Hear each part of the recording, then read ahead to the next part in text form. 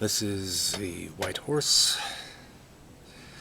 I'm going to be talking with you about forgotten people, societies at war within themselves, which is the beginning of change, or the end.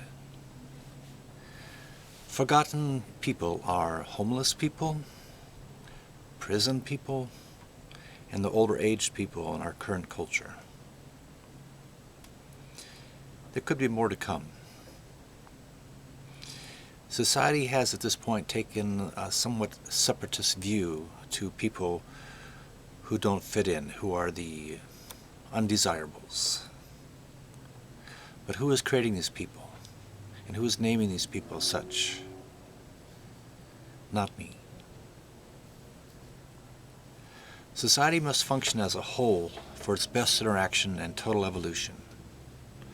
On a world level, one sees separatism, along with the conflicts, nationalism, patriotism, religious, financial castes, and it causes a lot of damage to people and to individuals forgotten and obliterated from society.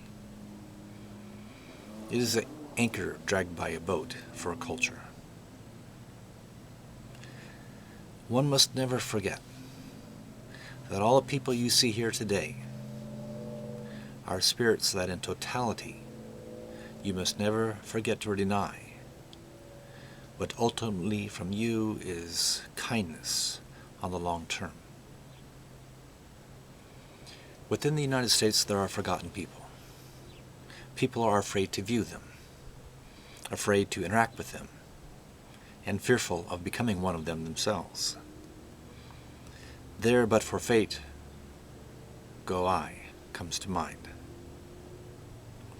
Anyone can do almost anything, become almost anyone, given the right coincidence of circumstances. Remember this when you see someone not as yourself. Homeless people. In this materialistic world in the last 30 years, one has seen the initial formation of storage units due to the material in society that people have accumulated. All towns have corporations called non-profit for recycling this material in their society. Though it could be more efficient if every town had just one common way of recycling things back to its people. But society has not taken a comprehensive approach to recycling people. People, for a variety of reasons, fall out of complex society. And there needs to be a way of recycling people to functional lives. It takes more than a sandwich or a pizza or a night stay. People homeless are usually so traumatized that it can be months before they can function. They may not have had a safe night's rest in the last 6 months. With lack of sleep, they become ill. With threat of survival, their adrenal glands become exhausted and become weary and become sick. They often have dental ill health and mental and medical ill health. If they weren't sick when they became homeless, they likely will become so. They need a complete and individual and personal approach to getting started again in life. They need a vertical, not simply a horizontal approach to restarting it. They are worth the price of the attempt. And you need to see this. You will likely see them again in the spirit. Remember me?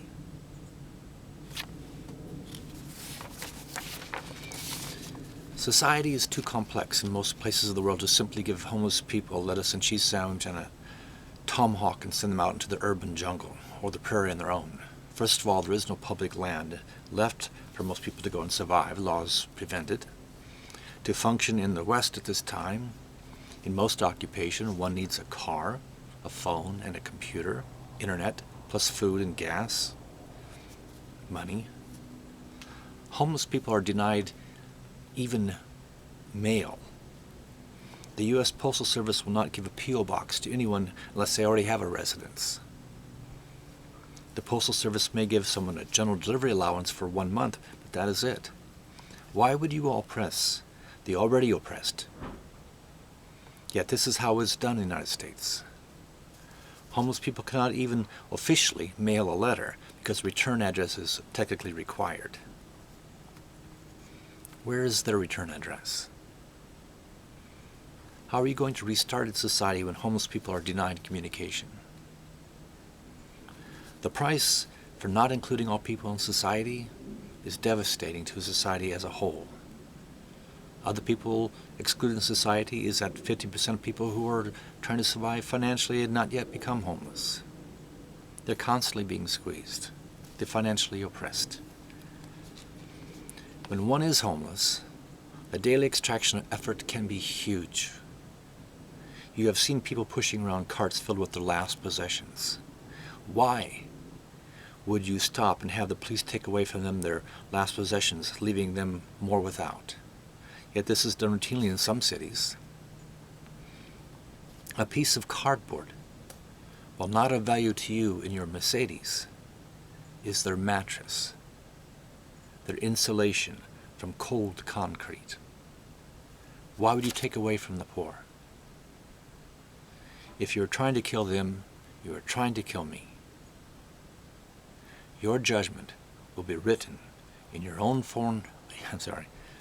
Your judgment will be written in your own forehead by your own hand and deeds, or lack thereof.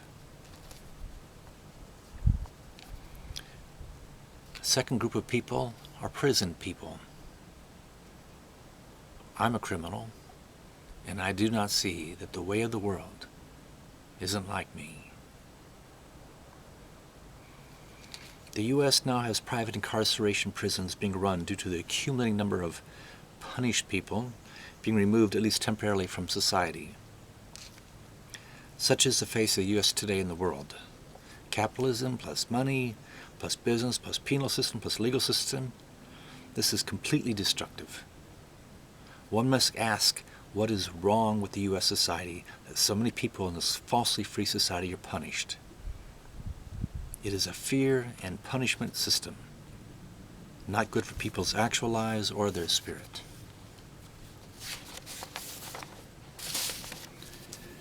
The people in jail need to be included in society at some point, and there needs to be an avoidance of putting them in jail in the first place. Before that, one needs to consider what is being set up as a legal code ensnares more people trying to make it, as they have been groomed to define it.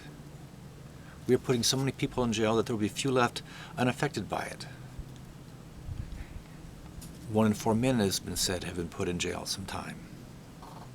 In prison, people are traumatized further, causing more burden on society and their spirit. This is of great concern to me. I witnessed it.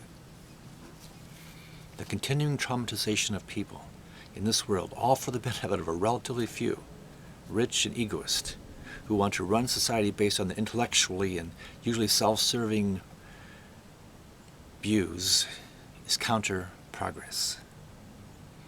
There's nothing inherently wrong about being rich. It is how it happened, what one does with it, and the relative life of other people around you in the culture that defines a beneficial or a non-useful richness. It is the principalities involved. When people fall out of society or have a significant conflict with society, they need an individual approach to what happened and what is needed. The cost of hiding throwaways in a prison house is expensive, both on a material and a spiritual level. It is destructive.